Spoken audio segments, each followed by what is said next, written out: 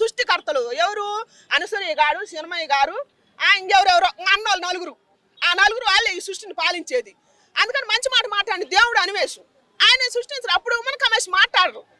అప్పుడు నాకు ఆ పదం బలకరాట్లేదు కానీ అప్పుడు మాట్లాడతలా దేవతని సీతాదేవి గారి గురించి తీసుకొచ్చిన మరి ఆయన కూడా ఆడవాళ్ళ గురించి మాట్లాడింది. అప్పుడు హీరోల గురించి ఒక పుచ్చకాయని వాడు సన్నాసి అదవాసలు మాట్లాడకూడదు కానీ ఒక పుచ్చకాయ నాను ఒక అదేంటిది కీరా దోసకాయ పెట్టి ఆడదాన్ని అంగాన్ని చూపించుకుంటా వాడు అట్టాడి చెడిపోకినాడు గురించి వాడి గురించి మాట్లాడరు. అసలుకి వాడిని కదా తన్నాల్సింది చెప్పుతో ఈడ్చిడ్చి.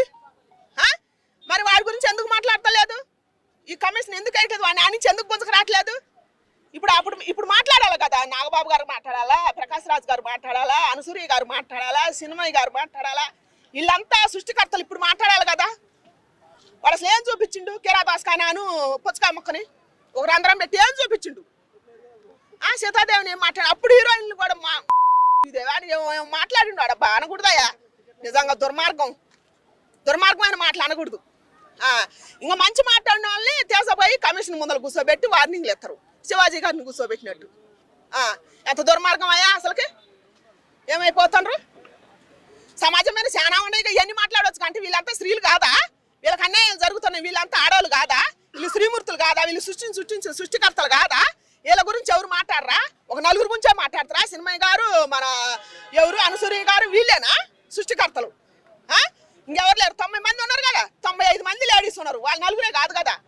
మరి వీళ్ళందరి గురించి మాట్లాడాలని బాధ్యత లేదా వీళ్ళకి? ఎడిపోయినాయి ఆ నోరులో చచ్చిపోయినరా అందరూ? ధర్మం గురించి మాట్లాడిన వ్యక్తిని దేశపోయి కమిషన్ ముందర కూర్చోబెట్టి ధర్మానితో కన్నీళ్లు పెట్టించారే. దుర్మార్గం మాట్లాడిన గురించి ఎందుకు మాట్లాడతలేదు? వీళ్ళంతా చచ్చిపోయినరా? ఏమైపోయారు? ఏ పక్కలో దూరారు? వీళ్ళు నోర్లు చచ్చిపోయినాయా? మాట్లాడాలి కదా. నోర్లు పడిపోయినాయా లేకపోతే పచ్చవాతాలు వచ్చినాయా? కప్పుకోమన్నా చేసిపోయి కమిషన్ ముందర కూర్చోబెట్టారు. ఇప్పుడు అన్న వాళ్ళేమో ఏం మాట్లాడతలేదు. ఎందుకని? 5 ఏళ్ళ తనంది అంటలేదా? గడ్డి తిని బతుకుతానరా? అందుకే ఎట్టాటి వాళ్ళకి శాకాంబరి దేవి కూడా సహకరించటం లేదు. గడ్డి తిని బతుకుతారు. 4 రకాల వంటలు వాళ్ళకి